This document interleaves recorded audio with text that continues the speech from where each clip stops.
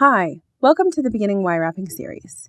In this video series, we will cover the basics of wire wrapping for jewelry making. This technique is used in beginning projects as well as more advanced projects. It will create secure connections between beads and components. This is one of my favorite techniques, and I'm sure it will be one of yours as well. This is just a few of the projects that you can make after learning these techniques. Okay, let's get started.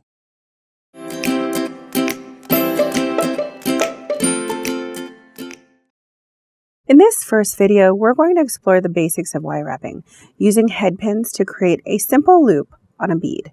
We'll also cover the tools and findings used. And at the end of this video, you'll be able to create a wire-wrapped pendant or charm. Then you'll be able to use it to create an earring or pendant on a necklace or bracelet. Let's start by talking about our tools. There are three main tools that I use to create all of my wire work. First, I use a pair of round nose pliers. This is one of the most important tools. As you can see, the nose is created by two conical shaped tips. These taper down to a nice fine point. We will use this plier to form the wire around to create a perfect circle or loop. Next, I have my chain nose pliers. These pliers are flat and smooth on the inside. They're used to grip the wire, and since the inside is smooth, it will not mar the wire. Lastly, I have my wire cutters. I use wire cutters that come to a very fine point so that I can get in close to my wire. Okay, let's take a look at the wire or head pins I'm going to use to create the charm or pendant. This is a head pin. You can see that it's a piece of wire with a small head on it, like the head of a nail. This head is going to prevent the bead from slipping off, and then we'll add a wire-wrapped loop above it. Head pins and wire come in various gauges or thicknesses.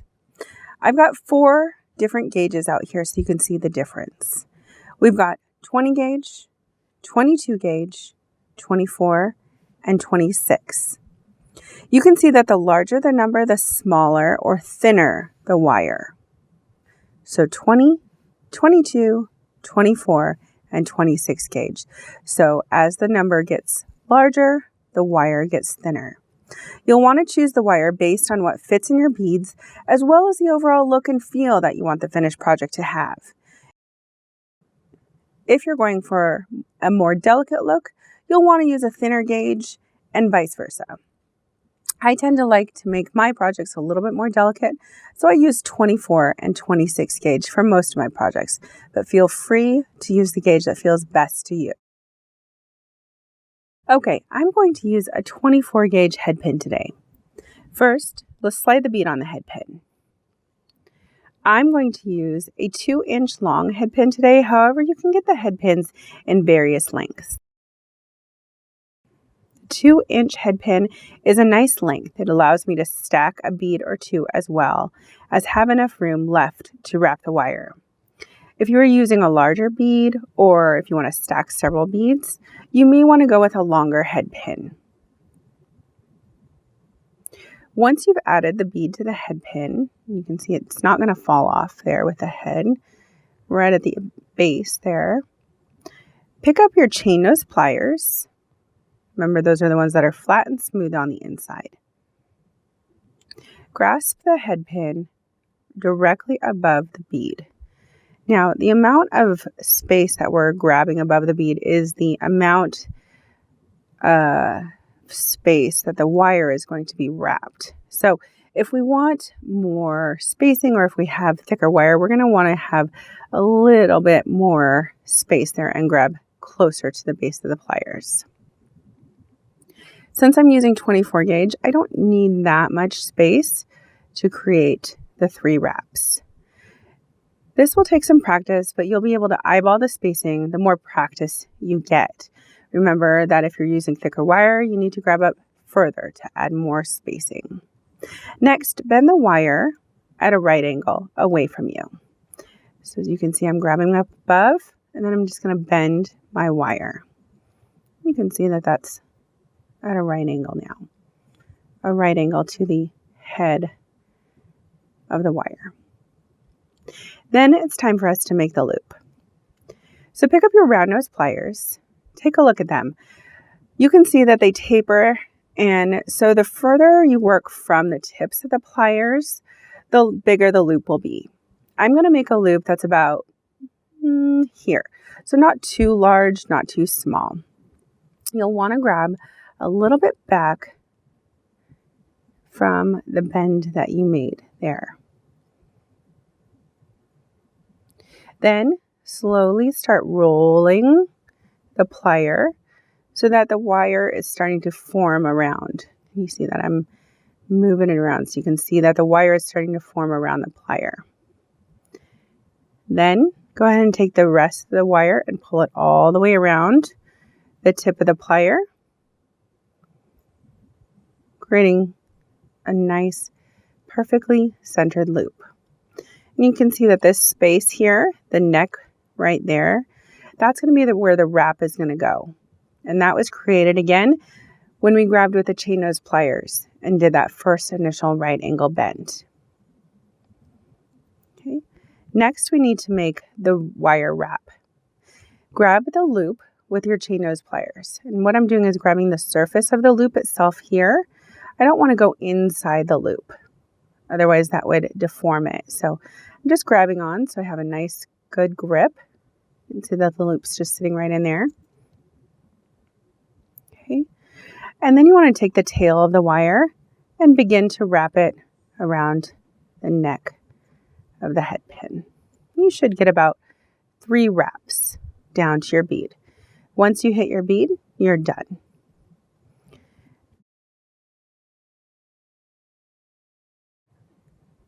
Then you'll want to grab your wire cutters to cut your wire. Now I like to use the very tips of the cutters, and I make sure, as you can see, I'm holding the wire here so it doesn't fly off when I cut.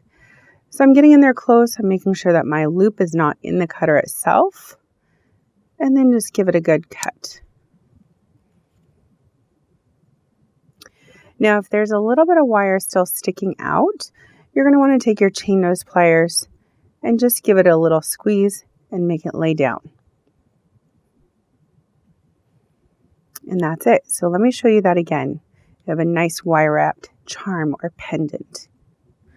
Let me show you one more time. Again, take your head pin,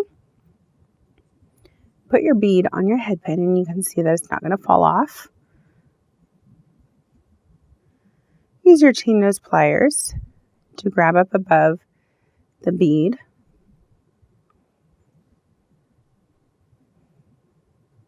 Bend the wire away from you to a right angle. Take your round nose pliers, grab back from the bend, slowly start rolling the wire, forming it to the plier. Take the tail and continue pulling that wire around so that the loop is nicely formed around the tips of those pliers. Then go ahead and grab your chain nose pliers, grab the loop, and we're going to wrap down to our bead. You should ideally get about 3 wraps. You can do more or less wraps based on your aesthetic, of course. Go ahead and take your wire cutters and get in there tight, nice and close, holding the wire so it doesn't go flying. And then if you have a little tail sticking out, you want to just take your chain nose and just squeeze to tuck it in. And there you have it. Now that you have your wire-wrapped charms or pendants, you can add them to an ear wire or chain to make earrings, a necklace, or bracelet. Let me show you how quick and easy that is.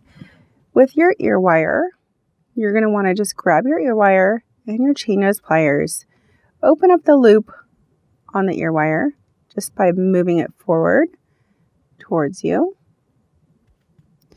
And then for this, I'm going to go ahead and grab one of my charms that I made, loop it directly into the your wire.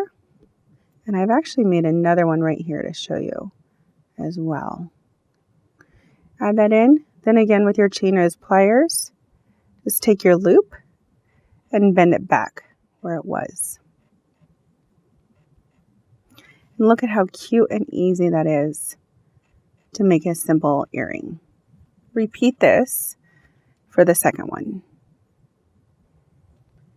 If you wanted to hang it on a piece of chain, it's easy as making the loop large enough for the chain to slip through. And then you would just take your chain, slide it on through the loop, bring it down to the middle, and then to finish off that necklace, go ahead and add a clasp. And that's how easy it is to add a wire-wrapped charm on a head pin to either earrings or a necklace. In the next video, I'll show you how to use this same technique with wire to create a wire-wrapped link that can be used in combination with the charm we created in this video. I'll also show you how to incorporate other components and chain into your design.